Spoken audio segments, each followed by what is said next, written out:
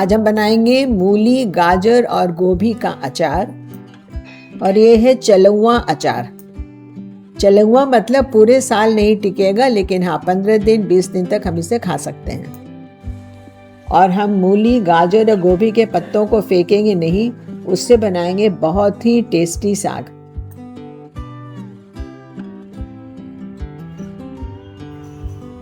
बनाएंगे चलौवा अचार, तो इसके लिए हम बनाएंगे मसाला। इसका मेन मसाला होता है राई। 6 से 7 टीस्पून हमने इसमें डाला है राई।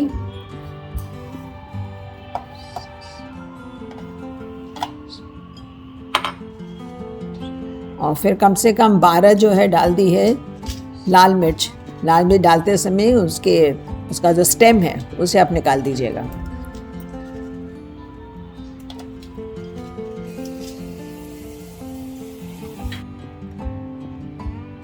और इसमें पानी डालकर मैं कम से कम थोड़ी देर के लिए छोड़ देती हूँ, जिससे कि पूरा अच्छी तरह फूल जाए। और जब फूल जाता है उसके बाद मैं इसे पीसती हूँ।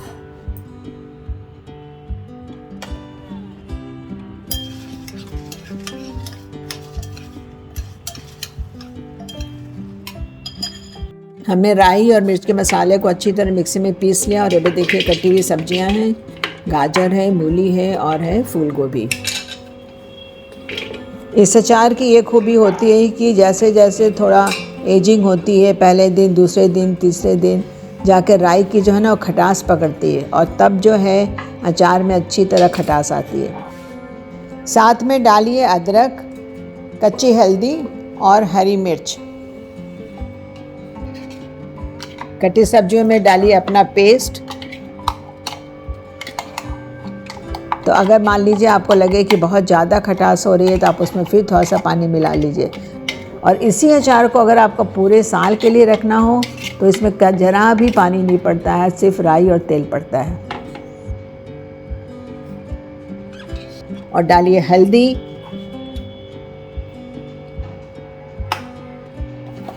नमक और हींग।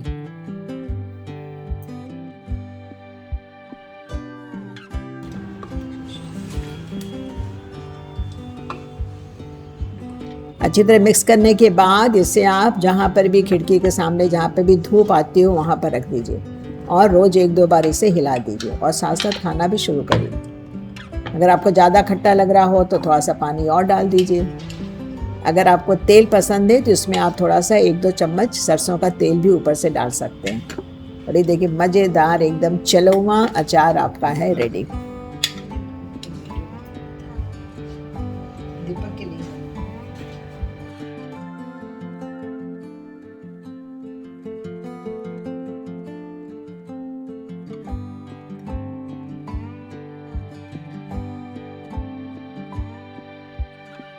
और एक गाजर देखिए हमारे टेरेस गार्डन का, एकदम अभी अभी निकाल के लाई हूँ। इसकी पत्तियाँ बहुत ही फ्लेवरफुल हैं, तो मुझे तो कभी भी इन पत्तियों को फेंकने की इच्छा नहीं होती है। मैं उनका हमेशा ही साग बना लेती हूँ।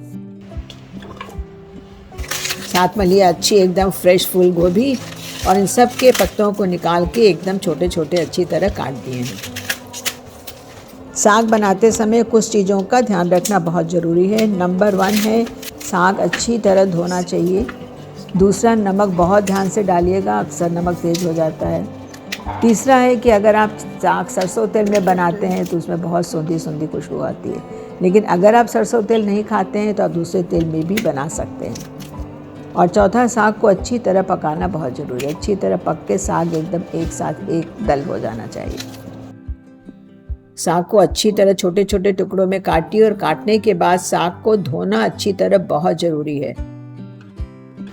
इसके लिए हम कोई बड़ा बर्तन लेते हैं, उसमें पानी डालते हैं और पानी में साग को भिगो देते हैं, और फिर ऊपर से साग को निकालते हैं। तो आप देखेंगे पानी के ऊपर, पानी के नीचे तले में बहुत सारे गंदगी या बालू या मिट्टी के कण जम दिखाई देंगे। तो साग को इसी तरह पानी में 4-5 पानी में धो लीजिए, जब तक कि पानी एकदम क्लियर नहीं हो।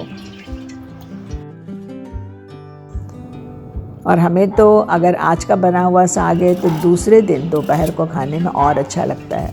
और उसके ऊपर से कुछ लोग कच्चा तेल भी डाल लेते हैं। ये हुआ पूरा बिहारी साग। जब आप दूसरे दिन उसमें कच्चा तेल डाल के खाते हैं तो पूरे तरह से बिहारी साग हो जाता है। लीजिए कढ़ाई और डालिए सरसों तेल। ये साग तो मैं हमेशा सरसों तेल में ही बनाती हूँ। तेल में डालिए जीरा और जीरे के साथ डालिए मेथी। मेथी साग में बहुत ज़रूरी होता है, इसका फ्लेवर बहुत अच्छा लगता है। लीजिए लाल मिर्च और उसे टुकड़ों में काट के डाल दीजिए। जब मैं साग बनाती हूँ तो साथ में 1-2 मूली भी काट के साथ में डाल देती हूँ।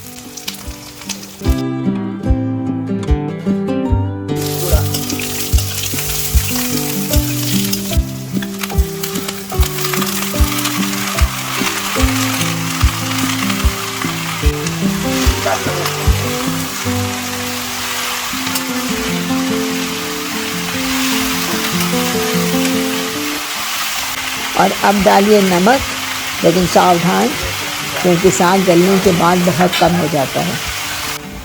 और बस अब इसे ढककर छोड़ दीजिए और बीच बीच में चलाते रहिए। साग बहुत अच्छी तरह गल जाएगा। ज़रूरत पड़ेगी तो बाद में हम इसमें थोड़ा तेल और भी डालेंगे।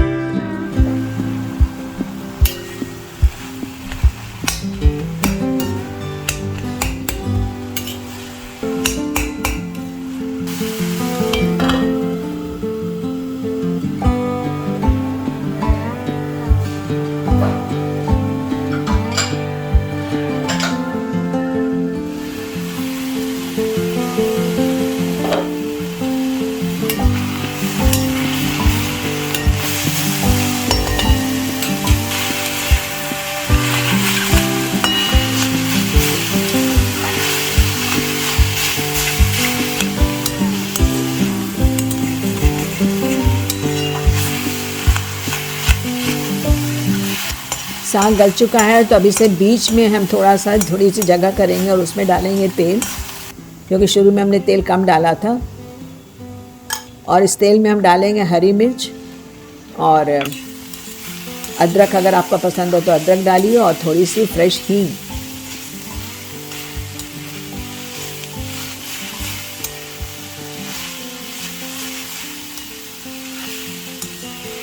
और साग रेडी है हमारा, एकदम फ्रेश। इसके साथ आप पराठा खाइए, चाहिए तो मकई के पराठे खा सकते हैं, मक्का के पराठे खा सकते हैं। और ये रही हमारी ज़ीरो वेस्ट रेसिपी। हमने सिर्फ गोभी, गाजर और मूली का ही प्रयोग नहीं किया है, बल्कि इनके जितने पत्ते हैं सबको मिलाकर एक बहुत ही अच्छा साग बना दिया है। पसंद आया ना? तो चलिए फटाफट करिए सब्सक्राइब और करिए share. Thank you so much for watching.